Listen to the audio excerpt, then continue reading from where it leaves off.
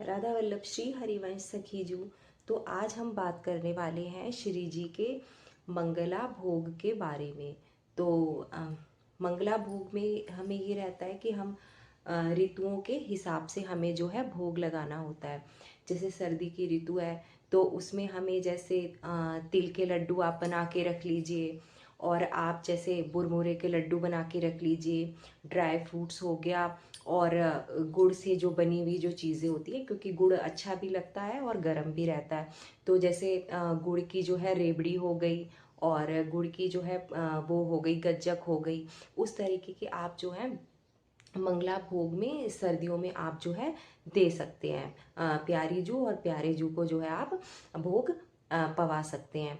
तो अभी जो है मंगला हो गई है, तो इसीलिए वैसे तो भोग गुरुदेव कहते हैं, मना करते हैं कि नहीं दिखाना है, पर अब जो है वो भोग लग चुका है और अब प्रसाद बन गया है। तो इसीलिए मैं आपको दिखाती हूँ। जैसे मैंने आज जैसे इस तरीके का, जैसे ये गज्जक है, तो मैंने इसको ऐसे छोटे छोटे टुकड़ों में ऐसे काट ऐसे ना कर दिया है, और ये इनको प्रिया प्रीतम को भोग लगा दिया है। तो छोटे छोटे टुकड़ों में ही हमें उनको करना है, क्योंकि वो सुकोमल है, सुकुमार है ना।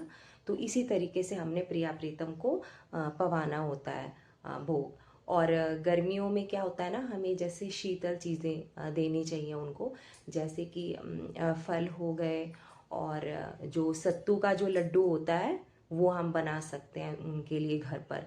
तो इसी तरीके से मतलब अलग अलग चीज़ें, मतलब डेली डेली एक ही भोग नहीं होना चाहिए, बदल बदल के थोड़ा थोड़ा।